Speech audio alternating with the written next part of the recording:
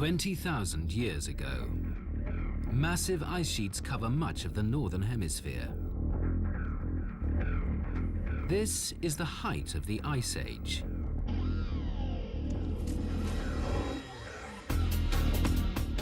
Suddenly, global warming grips the planet.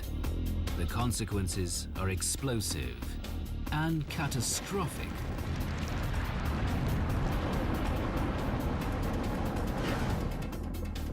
There'd be a roar coming down the valley. You probably could hear it for tens of miles before it got to you.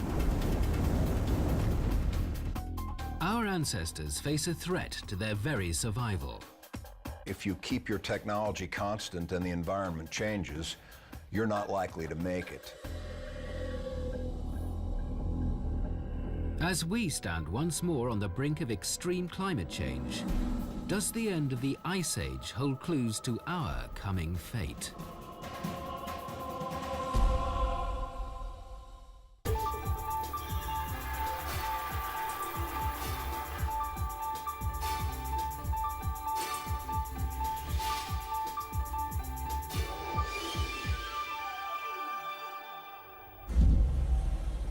Today, the Earth is getting hotter. Temperatures are rising by 0.2 degrees Celsius every decade. By 2030, the Arctic could have an ice-free summer. By the end of the century, scientists predict global sea levels will rise by more than 30 centimeters. But we've been here before. 20,000 years ago, the world was warming, and glacial ice began to melt. Over the course of the next 10,000 years, temperatures rose by 6 degrees Celsius. This global warming put an end to the Ice Age. Now, research is revealing how our world was transformed during this period of extreme climate change.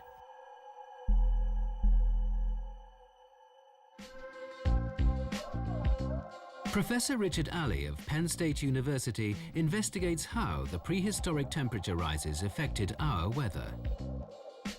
He has discovered that this wasn't a time of steady change. Instead, our climate was on an unpredictable and violent roller coaster ride of temperature highs and lows. It all started with a particular alignment of the planets in our solar system.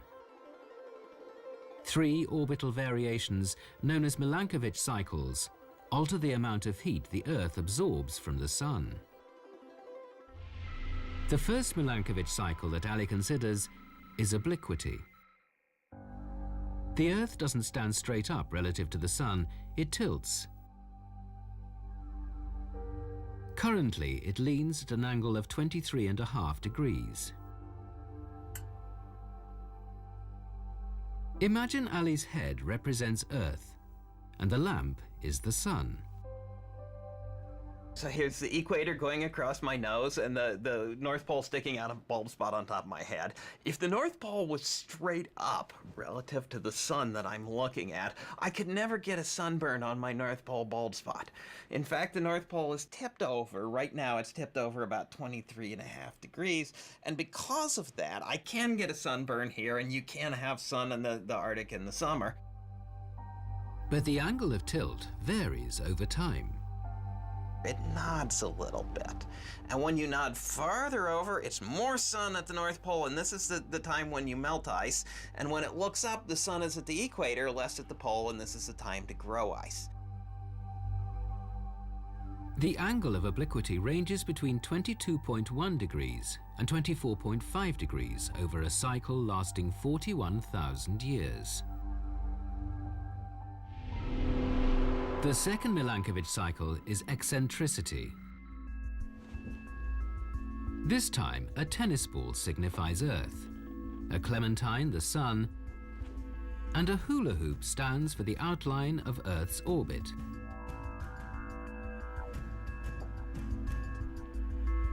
The Sun's gravity pulls Earth in a nearly circular path. But when we move closer to Jupiter and Saturn, the gravitational forces of these two planets stretches our orbit into new shapes. It goes from being almost round to being quite squashed and back to almost round. This changes the distance that the Sun's heat travels to reach the Earth. It varies over a cycle that lasts between 90 and 100,000 years. The third Milankovitch cycle is precession.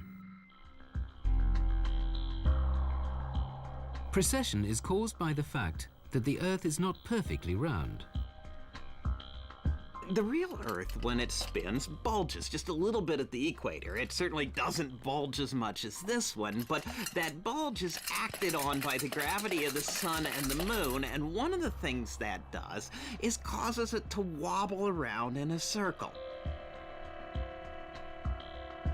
Just as the spinning top wobbles towards and away from Ali as it winds down, the axis of the Earth wobbles close to and away from the Sun.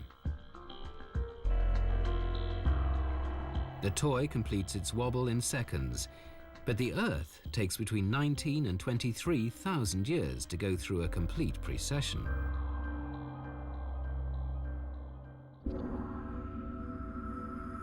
Individually, the orbital variations, obliquity, eccentricity, and precession have a limited impact on Earth's weather.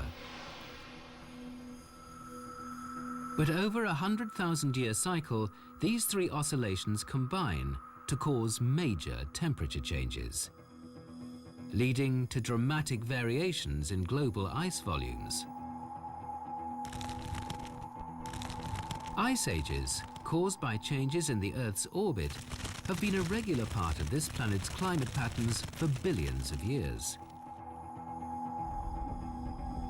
The most recent ended some 20,000 years ago, when the Milankovitch cycles coincided to kickstart 10,000 years of global warming.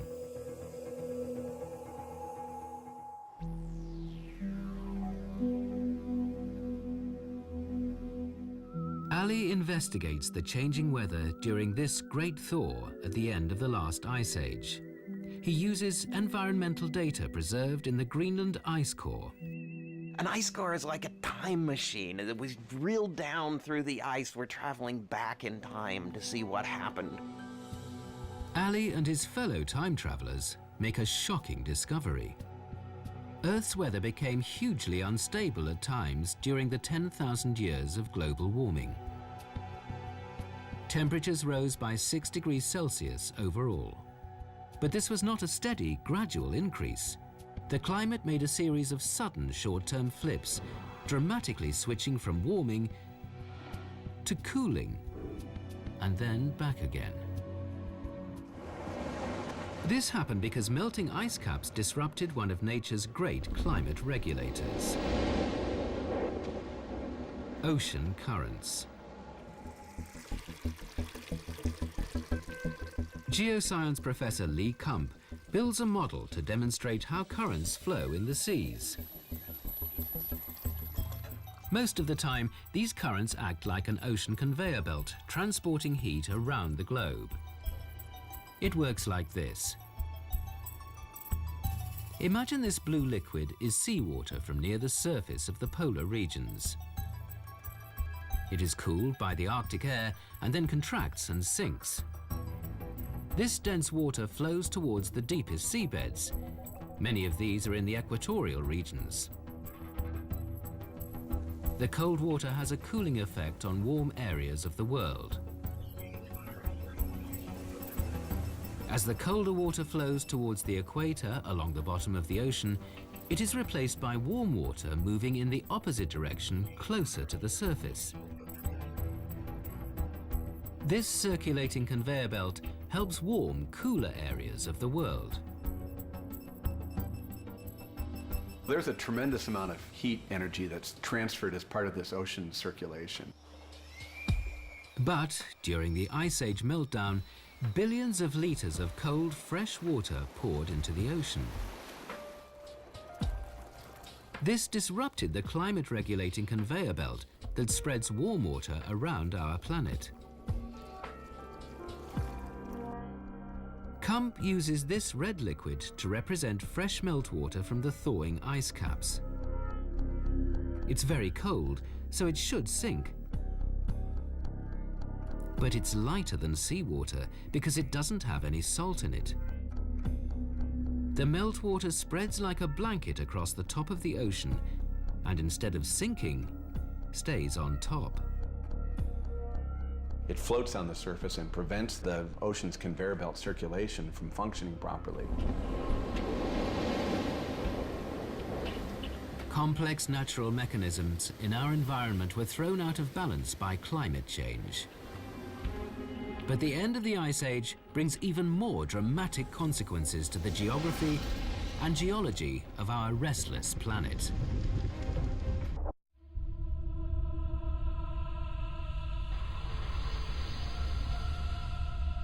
It's the height of the Ice Age. Much of the Earth's water is frozen solid in enormous sheets up to 3 kilometers thick.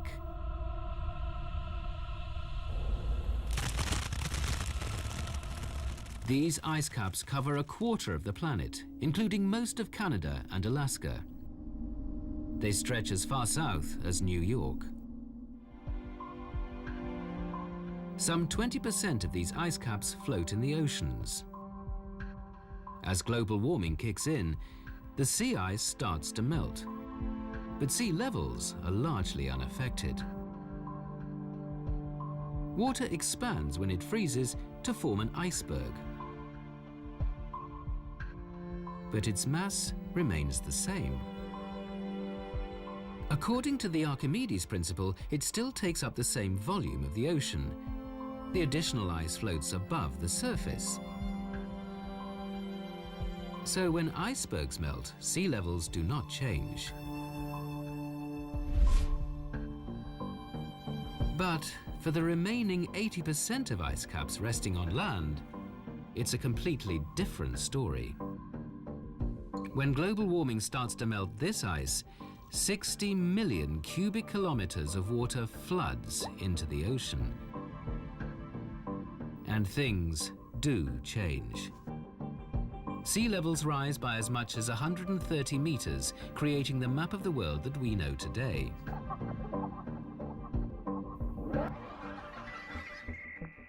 But rewind 20,000 years, and the familiar coastlines are transformed.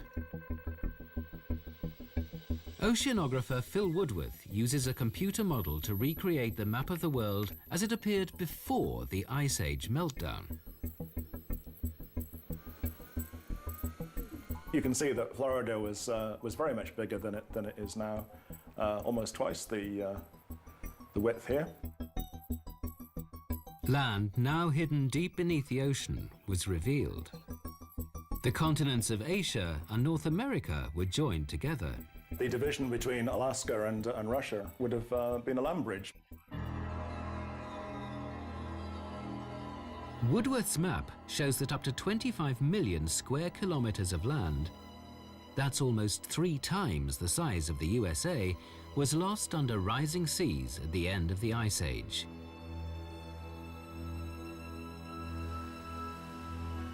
As 60,000 trillion tons of water transferred from land to sea,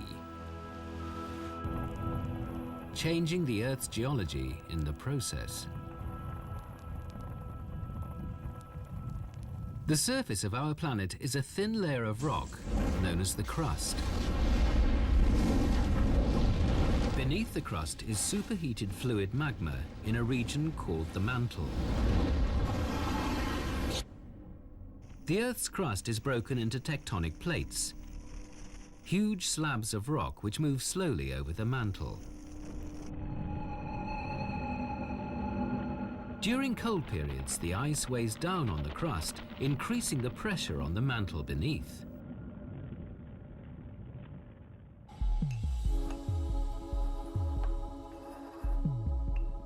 Geologist Siobhan Power builds a model to represent a cross-section of the Earth. A brittle cookie crust floats above a jello mantle. During an ice age, when this ice sits on top, it pushes down the crust, it depresses the crust into the mantle. When the ice melts, the pressure on the crust decreases, allowing the mantle to expand and press the crust upward. The top 10 kilometers of the crust is brittle, and when you apply pressure, it will crack. This reactivates movement between tectonic plates. The devastating effects are felt at the surface as earthquakes. Prehistoric global warming leads to a dramatic increase in earthquake activity, and at sea can cause tsunamis.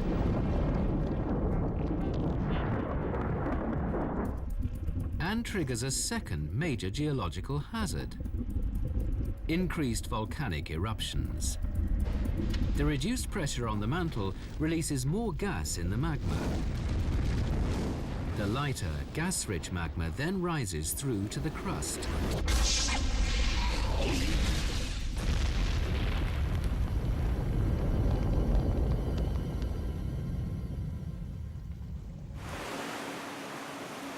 The great thaw caused by global warming at the end of the Ice Age generated many billions of litres of meltwater.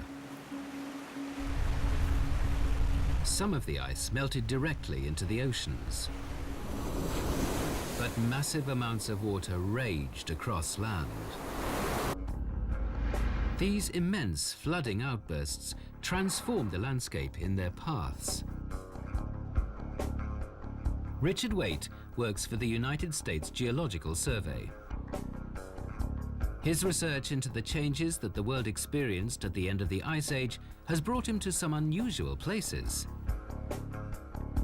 like this intriguing geological site in Washington State. I first came here in 1977, and I saw this canyon-like feature about a mile or two away. What on earth is that? That's a strange thing.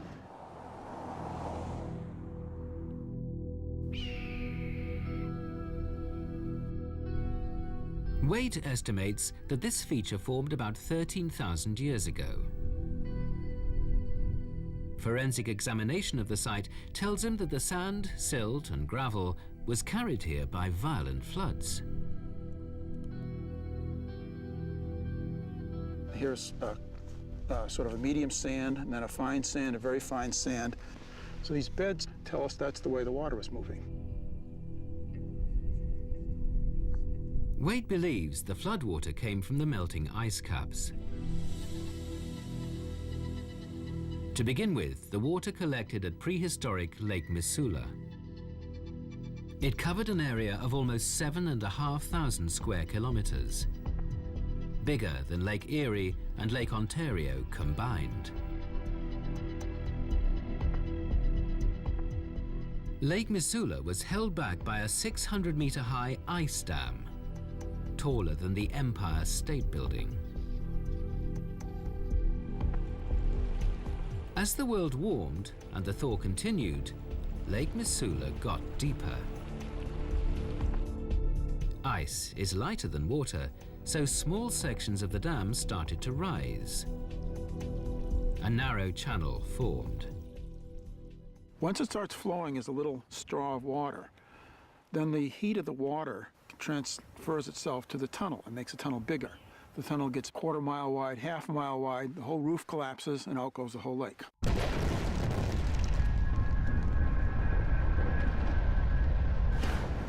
This is the biggest freshwater flood known to man, carrying 10 times more water than all today's rivers combined. There'd be a roar coming down the valley. In fact, you probably could hear it for tens of miles before it got to you. But for Richard Waite, there was a mystery. There is not just one layer of sediment at this canyon. There are dozens piled one on top of each other. From the bottom to the top, I counted 40 beds. I figured out that each one of these beds has to be a separate flood. If there was a series of outbursts, then Lake Missoula must have drained and refilled many times. For that to happen, the ice dam holding back the lake water had to reform after each flood. The ice dam is still there, except for this like a mile-wide slot that's been cut through it. But you still have vertical walls of ice 2,000 feet high on either side. The remaining walls of ice slide towards each other like two immense glaciers, rebuilding the dam over a period of many months.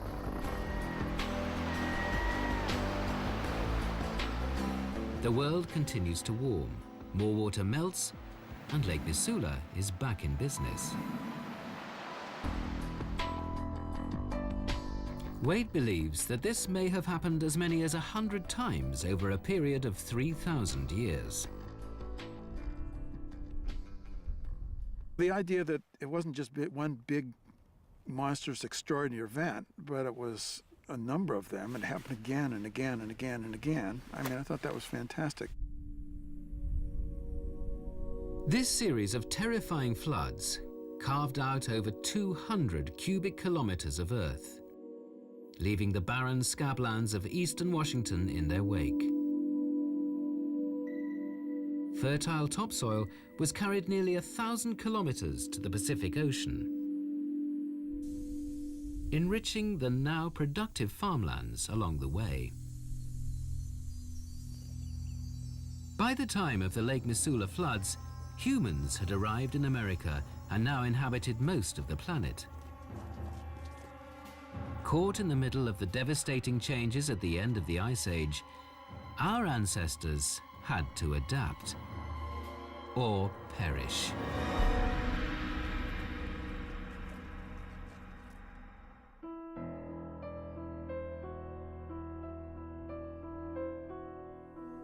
"10,000 years ago, humans live in as many as 200 caves in the Great Basin region of the American Southwest.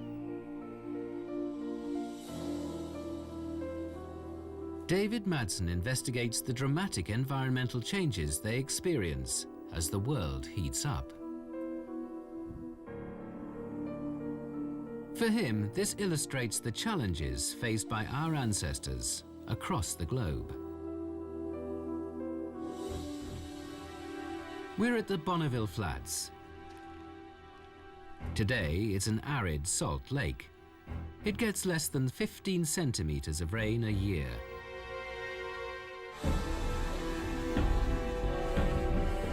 But at the end of the Ice Age, it was a very different story. Lake Bonneville was one of the largest lakes in North America. It covered 1/3 of present-day Utah, more than 50,000 square kilometers. Right now we're sitting on the lake bed of Lake Bonneville. Up above us on the mountainside up there, that's the highest level of the lake. The prehistoric lake was nearly 400 meters deep. These layers of sediment hold a record of climate change at this site going back to the Ice Age. Remains of prehistoric plant life are preserved in the ancient rock formations.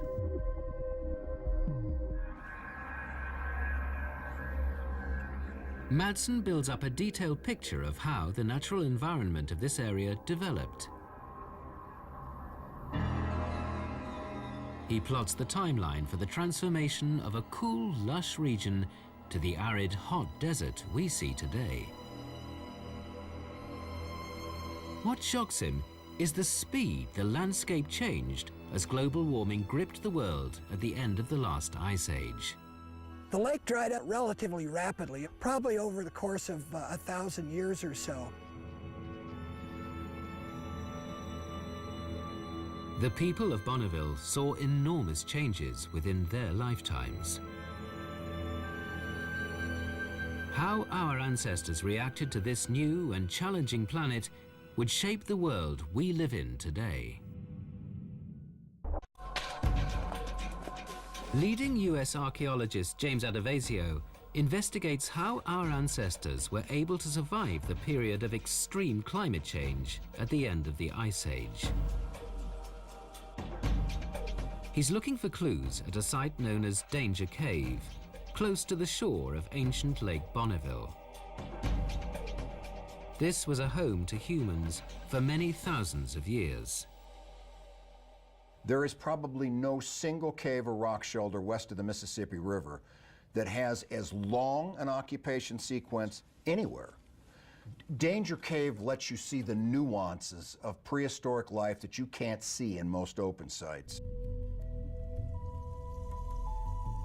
These early Americans watched their lush environment disappear around them. The evidence in Danger Cave suggests that they start to harvest wild food. But in its raw form, it's inedible. Adovasio searches for evidence of how our ancestors overcame this problem. A 7,000-year-old basket is the first clue. The grass or whatever plant you've placed in it is flipped up in the air, ideally with a breeze. The chaff and other non-edible parts blow away. The heavy seeds fall to the bottom where they can then be processed en masse. Adovasio believes that the humans who lived here developed a completely new technology which enabled them to survive in the new, inhospitable conditions. This is one of those kinds of devices that affords the populations that lived in this area a series of ways to extract from the environment everything they need. These early Americans used the basket to separate the seeds. They developed a special millstone to grind the wild food. Our ancestors survived by adapting to their new environment.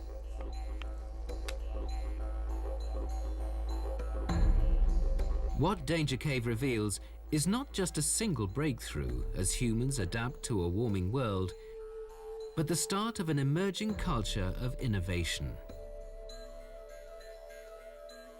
Perhaps one of the most significant finds at this site is fragments of prehistoric net. These are some of the oldest ever discovered in North America. Some of these nets are a half-mile, quarter-mile long. They would be strung together with other nets that wide across the mouths of canyons. The nets were used for hunting. Making a net is a time-consuming process. Some consist of up to 50,000 knots.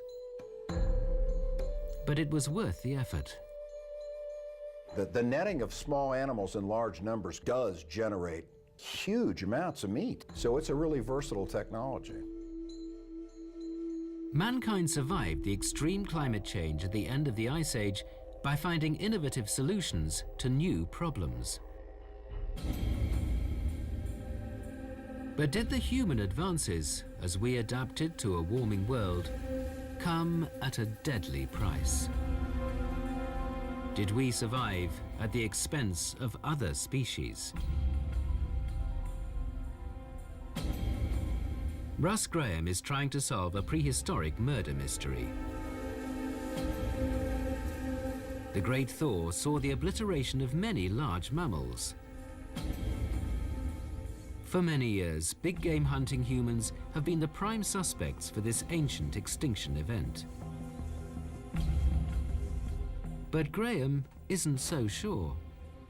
The problem I have with the overkill hypothesis is that we have very little evidence of human utilization. There isn't much archaeological proof that humans ever hunted many of the species that became extinct.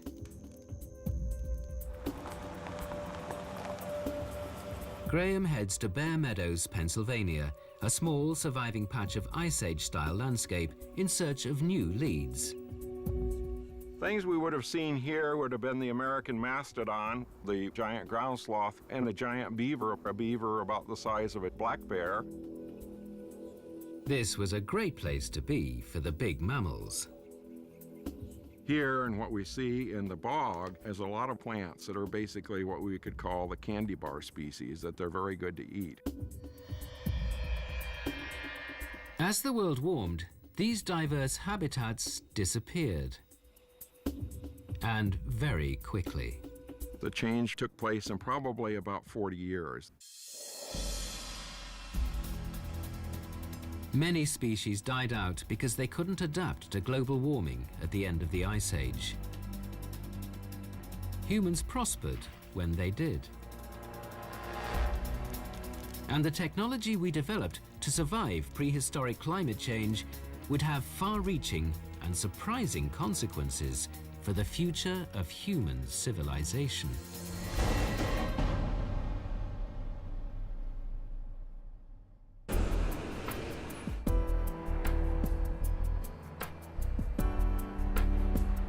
Brian Hayden is a chef with a difference.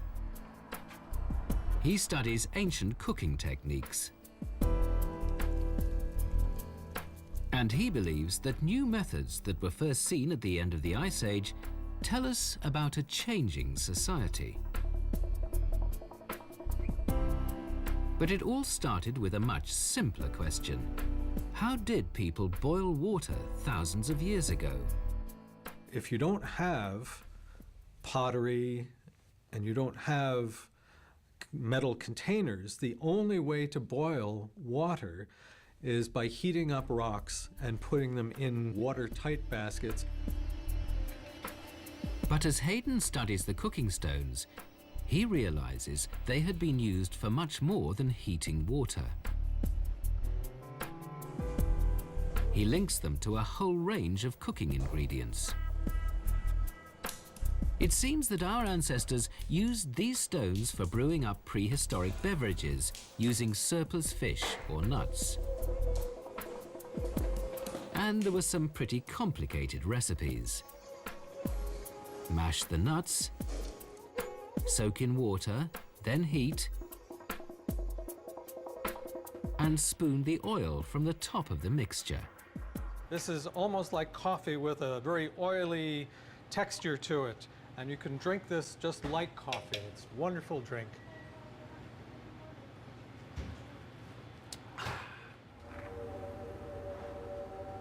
This got Hayden thinking about why prehistoric cooks went to so much effort.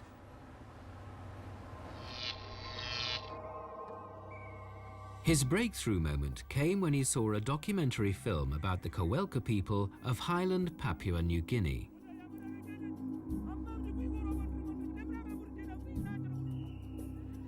It's about a man called Onka. He's a powerful tribal leader.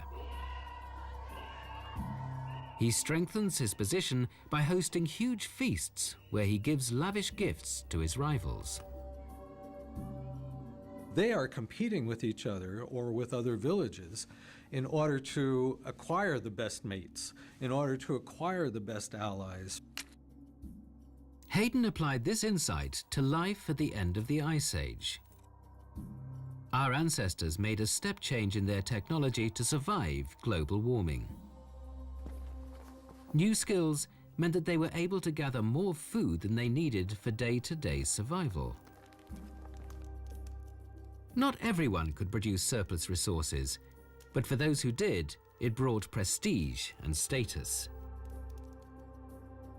Hayden believes that feasting became an important measure of social standing. We could still see that going on today.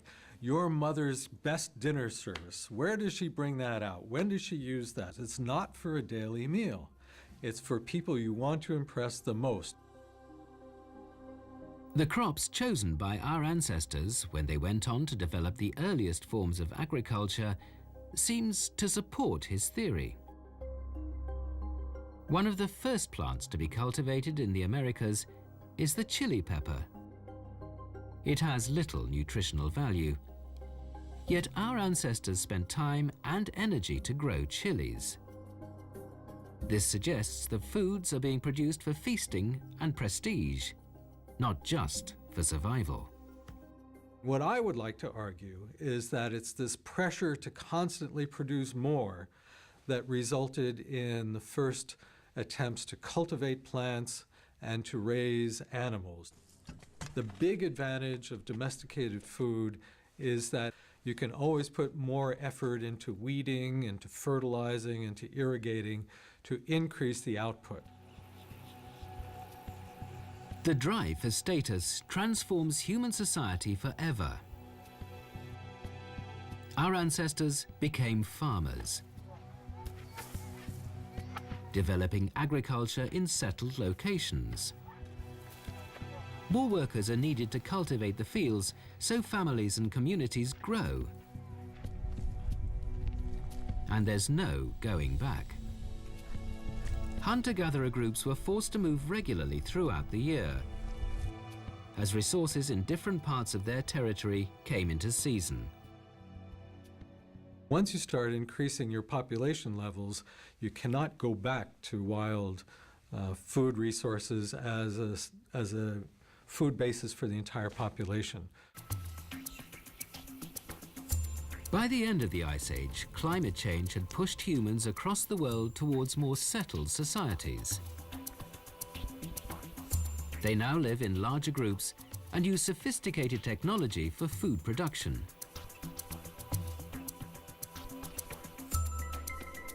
A 2004 discovery 17 miles off the south coast of England reveals just such a community. They lived 8,000 years ago at the very end of the Great Thaw. It is one of the oldest sites of its kind in the world. You know, you can't help but be bowled over by that. A team of marine archaeologists uncovers evidence of a society that sounds very familiar to modern ears. It shows that people were engaged in industry in a local place, and it was an area that they were working in which was probably not too far different from the size of Manhattan. The artifacts, discovered more than 10 meters below current sea levels, reveals a technologically sophisticated community. They took their resources and they turned them into the sort of tools that we'd have now. Knives and forks, scrapers.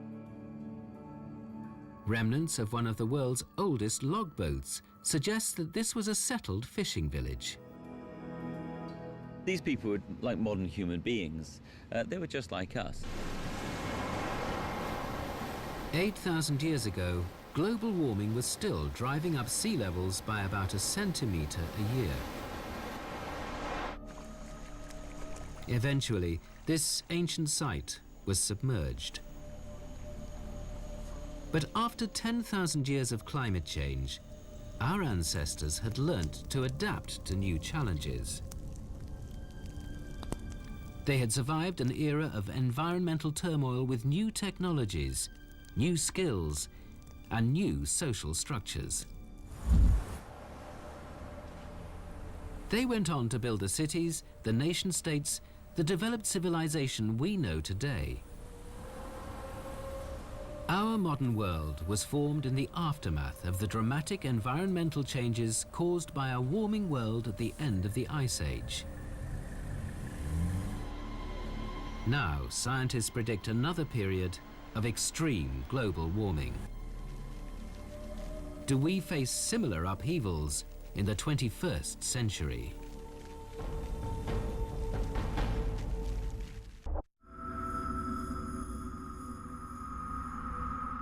18,000 years ago, an unusual alignment of our solar system kick-started global warming and ended the Ice Age. Over the next 10,000 years, temperatures rose by 6 degrees Celsius. This configuration of the planets will not return for another 80,000 years. In theory, the Earth should be cooling down, but it's not.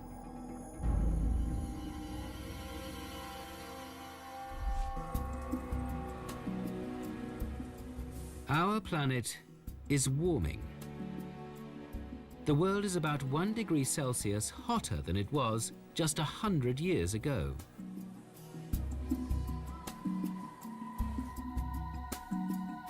Most scientists believe that this is a result of an increased concentration of carbon dioxide in the atmosphere. As carbon dioxide levels build up, the planet warms. And that's a fairly inescapable conclusion of simple energy balance. The atmosphere is like a valve, keeping the amount of heat the Earth receives from the sun in check. Solar energy passes through the gases surrounding the Earth relatively easily. But the reflected light is trapped into our planet's atmosphere by carbon dioxide and other greenhouse gases. The more carbon dioxide there is in the atmosphere, the more heat is trapped on Earth. Carbon dioxide level has risen by 100 parts per million since the pre-industrial times. And so the climate is changing and will continue to change. We are now living through the greatest increase in global temperatures since the end of the Ice Age. We face similar dramatic consequences. 20,000 years ago, great creatures such as mammoths walked the icy plains of North America. After 10,000 years of climate change, of all the animals that went extinct, 3/4 of them were large mammal species. Now, experts predict that more than 1 million modern species face extinction as the world starts to heat up again.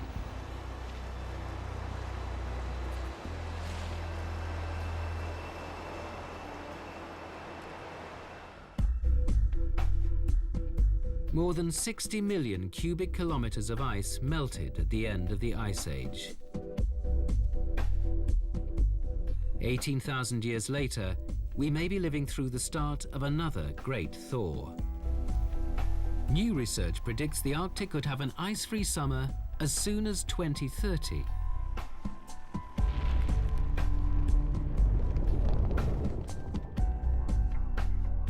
Parts of the West Antarctic ice sheet is thinning by up to 1 meter a year. And mountain glaciers are shrinking 3 times faster than they were 20 years ago.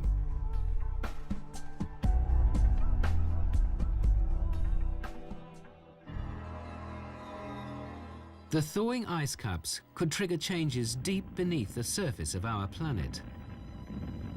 As ice melts and the weight on the Earth's subterranean layers is reduced, we may see an increase in devastating geological activity.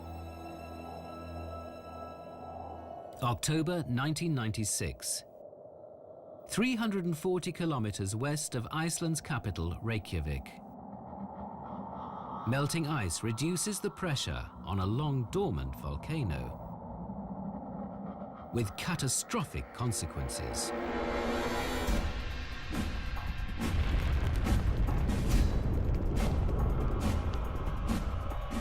The eruption melts a canyon in the glacier over 6 kilometers long and up to 300 meters high. As the ice continues to melt, experts predict further eruptions every 30 years at this site, and a massive increase in volcanic activity globally.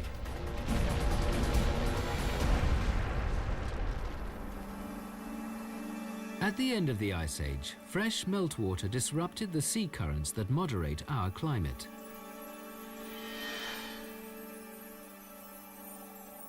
Parts of North America stopped warming and cooled by 7 degrees Celsius in just 20 years.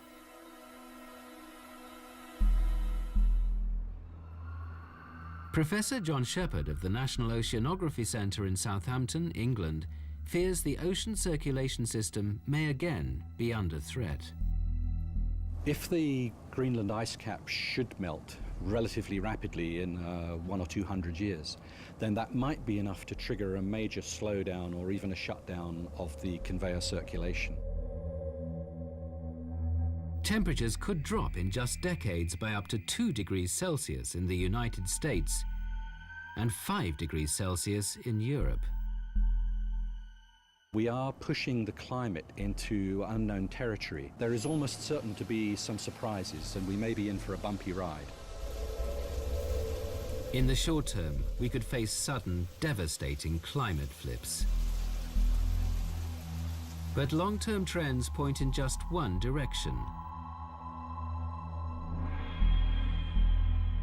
Towards a warming world.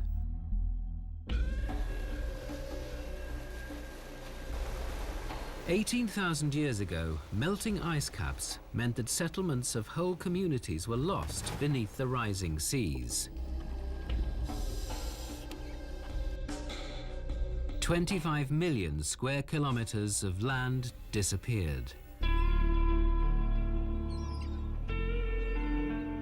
If predictions of sea level rise of up to 1 meter every century prove correct, then many modern cities face this same fate.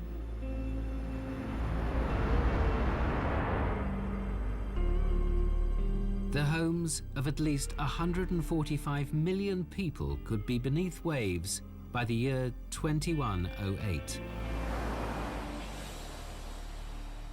The people in the major coastal cities are going to be among those who are most affected.